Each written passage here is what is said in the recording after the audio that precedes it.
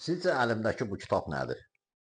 Bu Emil Durkheim'in sosiologiyaya olan kitabıdır. Ümumiyyətlə onu deyim ki, tərbiyəni və genetik faktorları çıxsaq, insan psixologiyasına kitab qədər təsir edən ikinci bir silah yoxdur. Yəni bunu köhnə hökmdarlar, düşüncə sahibləri də yaxşı bilirdilər. Bəziləri kitabı təşviq edirdilər, bəziləri isə özlərinin xeyirləri üçün kitabları yandırırlar. Tarixdə ilk kitab yandıran hökmdar kimi qələmə tarixə düşən şəxs isə Çin imperatoru Sin Şixuandi idi. O eradan əvvəl 210-cu il, 13-cü ildə öz məsləhətçisi Li Sinin təşəbbüsü ilə Konfutsiyanlığa və başqa dinlərə aid olan kitabların hamısının yandırılması əmrini vermişdi və özü də yandırmışdı kütləvi şəkildə. Bununla da o tarixə düşdü. Səbəbi oydu ki, o dövlətin ideoloji sistemi kimi legizmi təbliğ edilir. Legizm dövlətin idarəsində qanunların hamı üçün bərabər və ali olması ideologiyası idi və buna görə də bu dinlərə aid olan kitabların hamısının yandırılması əmrini vermişdi.